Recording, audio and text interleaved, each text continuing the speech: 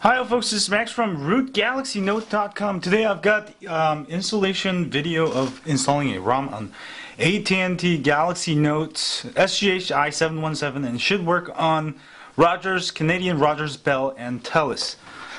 So first thing, you'll want to copy over the ROM file. So let's do that together. I'll walk you through here. Connect USB cable, and let's go to our computer and copy the ROM file over. In this example, I'll be copying over CWM ROM, which is one of the first ROMs for the AT&T Galaxy Note. I believe it's compatible with Rogers, TELUS, and Bell. So, copy.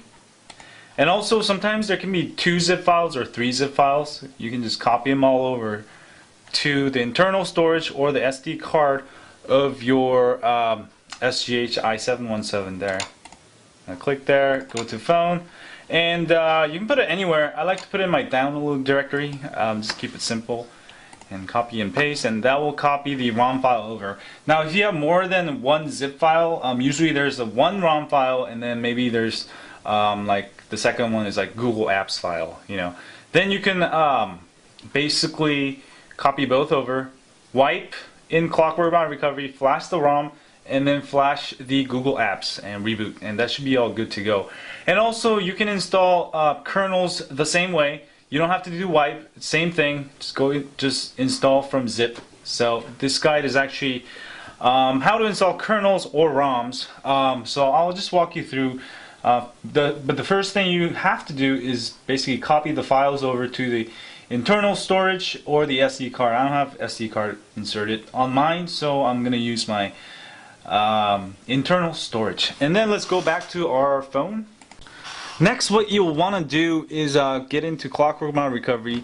I'm assuming, of course, that you have a rooted Galaxy Note and also Clockwork Mod Recovery installed. If you don't, go to rootgalaxynote.com and I have full instructions there. If I didn't post it yet, it should be on my YouTube channel at the least, until I do. So you can get rid of the USB cable if you want to. And then basically hold down the volume up and the volume down and the power button together. Hold it for 1, 2, 3, you're getting sleepy, 4, 5, and let go of the power button when your phone resets. 7, you're getting sleepier. 8, 9, you are falling asleep. And then let go of the volume up and the volume down. Just let go of everything. And basically this is Clockwork Mod Recovery, and make sure you make a backup of your current ROM. If you haven't, that's the first thing you should do before installing a new ROM. And don't complain to me after you install a new ROM and for some reason you install the wrong ROM and can't get back your original ROM. So make a backup. You just have to go to backup and restore and push backup. That's all you have to do. After you've backed up everything, we're all ready to go. I'll actually show you backup and restore. If you go to restore, there it says it has this timestamp and stock root. That's my stock rooted ROM, so I can always restore if something goes wrong. First, we're going to do wipe data factory reset. Hit the power button or the center button, and then say yes. Hit the power button. And this will basically wipe your data and personal settings and stuff. Sometimes it can mess with when you install a new ROM. You can try it without doing it, but you might end up in the boot loop or get a lot of force closes. So you can do it. If that happens, then just reboot into it and then just wipe and then install the ROM again. And then next we're going to install the actual ROM. So go to install zip from SD card. Hit the power button. Choose zip from SD card. Hit the power button. And actually, if you have a SD card inserted, it should be under external SD directory. But I don't. I have it under my download directory, so I'm going to go to my download directory. You see the file I copied over. I'm going to hit the power button and then say yes. Now for installing kernels, you don't have to do the first part where I wiped. Just do this part right here and find the file and zip it, and you'll have a new kernel. That's pretty much it, and then you reboot. And if you have Google Apps, just simply do the same thing as the ROM file, install from the zip card, and just find your Google Apps file and then reboot. That's pretty much it, and this should take like what, 5 minutes, and then you can reboot and you should have a new ROM. And also you can use Clockwork Mod Recovery to switch between ROMs by using the backup and restore function. That's what I like to do. So I will be back when this is done, and if you get any kind of errors, sometimes when you download ROM files it can get corrupted. Not all the time, but it does happen to me, like maybe 1%, 2% of the time. So if that happens to you, get an error message, try downloading the ROM zip file again, and then try installing the ROM again. That's pretty much it. So I'll be back when this is done.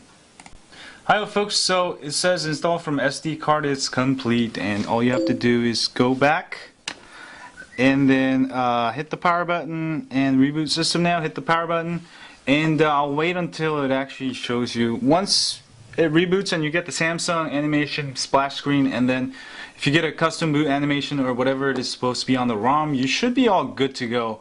But if you get stuck for some reason in the Samsung logo or at the boot animation, you can get back into Clockwork Mod Recovery, volume up, volume down the power, and then you can go to advanced menu, and you can clear Dalvik cache, and also you can format cache directory in I think, what is it? I think wipe directory. What that will do is basically clear out all your cache directories, and when you do that, it won't harm your system at all. You can do it, just for fun even.